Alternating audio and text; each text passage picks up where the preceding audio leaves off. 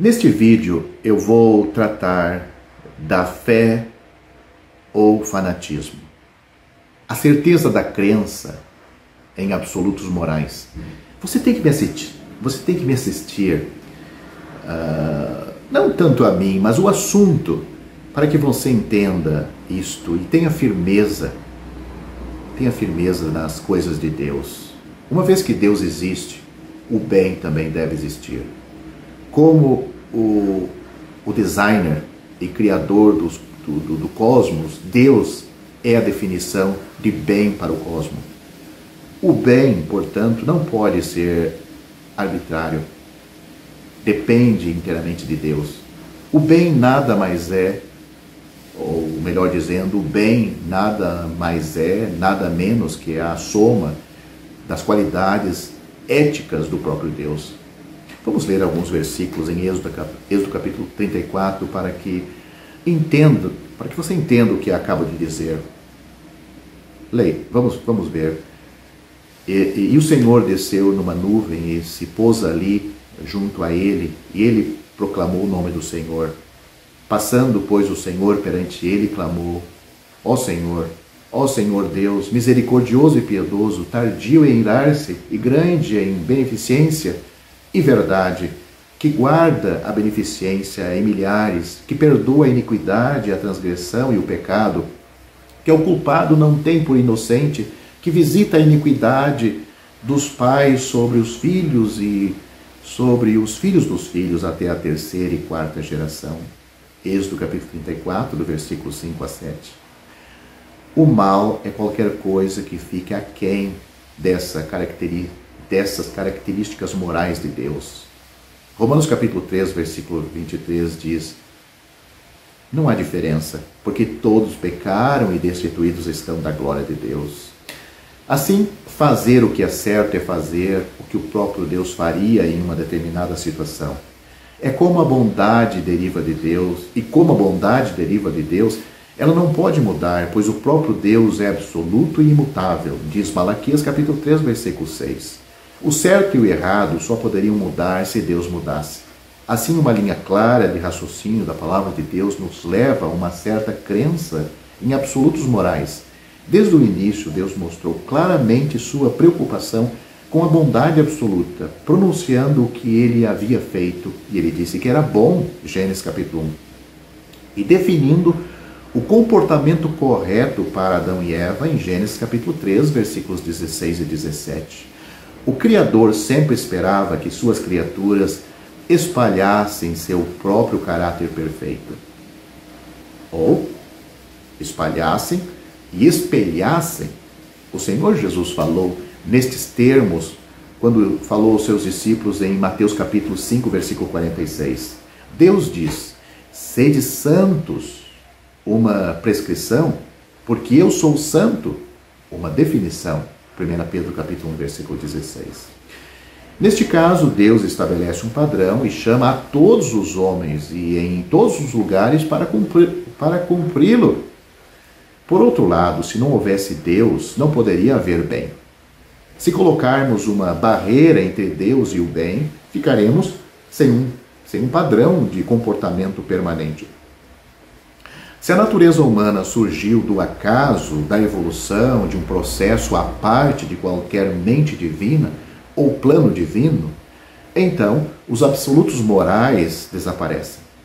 Fora de Deus, certo e errado são acidentes, não absolutos.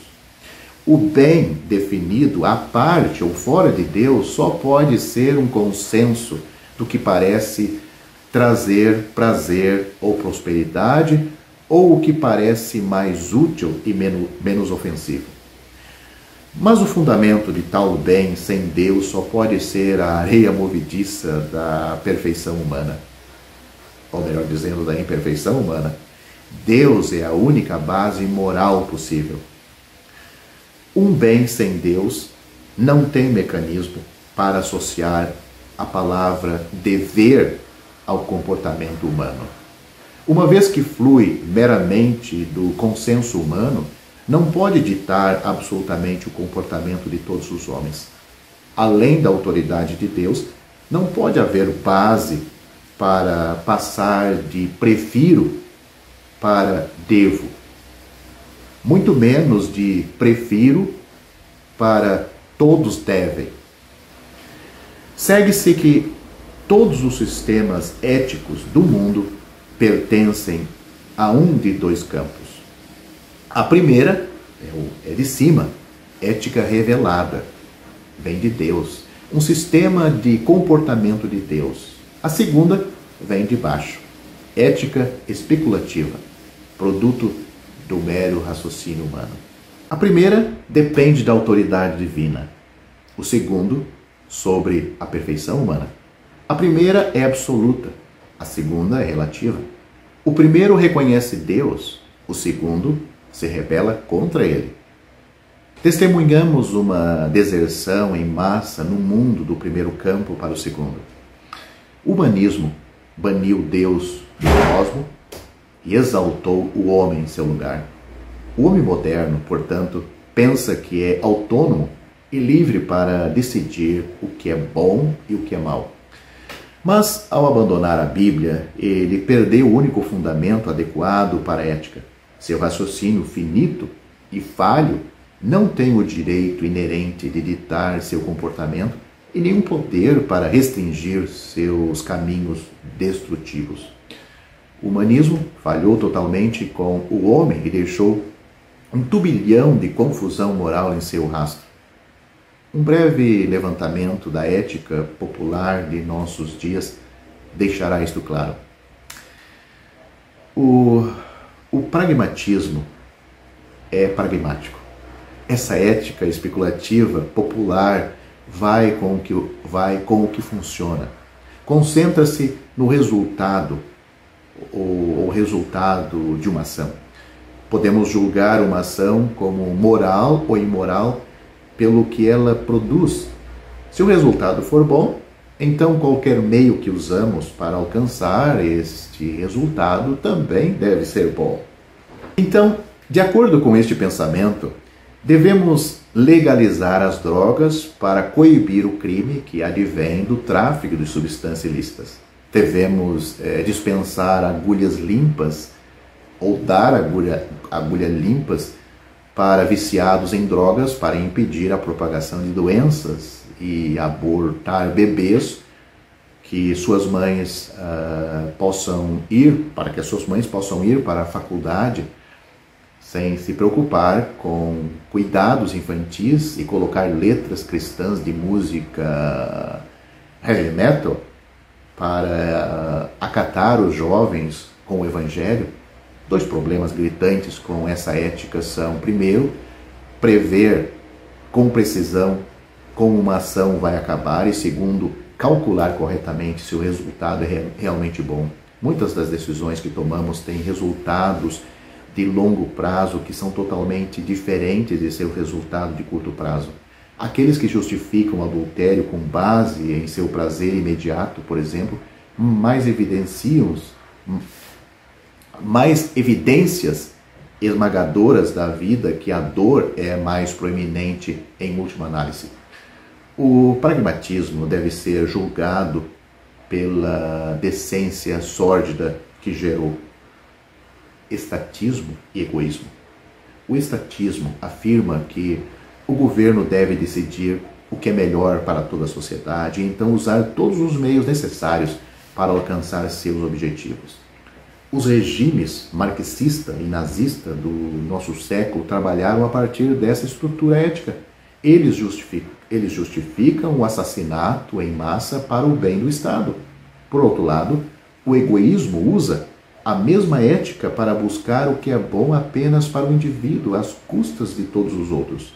Assim, nossa geração, eu prego o evangelho do hedonismo, que é me colocar no topo, persegue posição e prazer implacavelmente, é infiel na família, canibal nos negócios e ansioso para processar sempre quem não consegue o que quer. A ética do pragmatismo ignora a importância do motivo. Ele não fornece base objetiva para decidir por que um fim é melhor que outro. E, obviamente, não tem nenhum mecanismo para garantir que um fim desejado seja alcançado. Pior ainda, ele prontamente desculpa os maus meios para perseguir seus fins incertos. Assim, a filosofia do fim justifica os meios. A filosofia do fim justifica os meios, é totalmente desprovida de justificação moral, e Deus é condenado redondamente. Você pode ler isso claramente em Romanos capítulo 3 e principalmente o versículo 8. Todos os sistemas humanos tentam encontrar o bem do homem à parte ou fora de Deus, mas nenhum fluxo pode subir mais alto do que a sua fonte. Ou seja, se a fonte é do homem, vai alcançar o nível dele. Se a fonte de Deus, vai alcançar o nível de Deus. A moralidade de Deus desce do céu e eleva os homens da terra. A moral do homem só rasteja no chão, sem asas para se erguer. A Bíblia nos ensina que o bem está acima, está ligado a Deus, que é o bem supremo e o doador de todas as coisas boas. Assim, não temos nenhum bem à parte de Deus, e nosso maior bem é ser como Deus, em nós mesmos. Não temos poder para cumprir o padrão perfeito de Deus, e seus absolutos morais nos levam à cruz. Deus, o Filho, desceu do céu e manteve esse padrão perfeitamente. Para todos os que creem, Ele é o Senhor nosso, Ele é o Senhor, nossa justiça. Se buscamos seguir a Cristo, devemos ancorar nossas mentes na rocha da ética bíblica e da moralidade divina. Devemos absorver diariamente o conteúdo dos preceitos morais de Deus e também princípios morais abstratos que aprendemos a aplicar às situações cotidianas, em vez de sermos forçados a olhar para as implicações éticas dos eventos de nossas vidas. Devemos buscar constantemente essas implicações. A mente ética está apaixonadamente preocupada que Deus seja honrada por seus padrões morais e mantidos por ela. Paulo certamente teve e ensinou esta paixão. Ele disse: o amor deve ser sincero, odeia o que é mal, apega-se ao bem, não te deixes vencer do mal, mas vence o mal com o bem. Romanos capítulo 12, versículo 9 e 21. Assim, os estatutos éticos precisam fazer parte da nossa rotina semanal. Conhecer a Deus traz a incrível responsabilidade de cumprir seus padrões, mas este conhecimento também traz a possibilidade de agradá-lo. Precisamos trabalhar as implicações do ensino de Deus em situações cotidianas e concretas. Precisamos defender o que sabemos ser certo. Devemos ser capazes de articular nossas posições ou não ao conhecimento realmente. Cada campo tem seus próprios problemas éticos e devemos ser versados nos problemas relacionados às nossas próprias ocupações. Eticamente, devemos dar ao nosso empregador um dia de trabalho honesto. Devemos lutar pela competência em nosso campo de trabalho para que nosso trabalho tenha a maior qualidade possível. Colegas de trabalho e chefes perceberão rapidamente essa competência e nos dará o direito de sermos ouvidos. No contexto de excelência, desempenho, por exemplo, o evangelho que compartilhamos terá maior legitimidade. A única reprovação ligada ao cristianismo é a ofensa da cruz. Gálatas capítulo 5, versículo 11, a loucura de Cristo crucificado. 1 Coríntios capítulo 1, versículo 23. Embora a pregação da cruz honre a Deus, a reprovação e o escândalo associado à preguiça e incompetência o envergonham profundamente. Seu muito bem, ou o que Deus vai dizer aos crentes fiéis, Ele vai dizer: muito bem, servo bom e fiel, você tem sido Fiel em qualquer coisa, eu te encarregarei de muitas coisas. Mateus capítulo 5, versículo 21. Aplique-se ao nosso emprego secular. Isto pode ser aplicado ao nosso emprego secular, ao nosso trabalho dia a dia, bem como ao uso ético de talentos espirituais na assembleia aonde nos reunimos. Portanto, a fé obedece a Deus. A fé vem pelo ouvir a palavra de Deus. O crente desviado, ele não está lendo a palavra de Deus, ele tem um conhecimento, ele pode já ter lido, ele tem um conhecimento superficial, mas ele está ocupado com coisas seculares do mundo, a ponto de não deixar o Espírito Santo promover esta fé, deixar ela viva, aguçada pelas promessas de Deus que estão na palavra de Deus. Portanto, quer ser um crente fiel, um crente fervoroso, leia a sua palavra com paixão, que a fé vai vir pelo ouvir e o ouvir a palavra de Deus. Mais fé em Deus, mais confiança em Deus. A fé tem um crescimento. A fé do crente cresce, evolui, se fortifica. Espero que este vídeo possa lhe ajudar.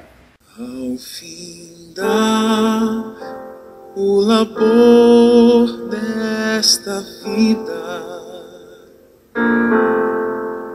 quando a morte ao teu lado chegar, que destino há de ter a tua alma? Qual será no futuro o teu lar?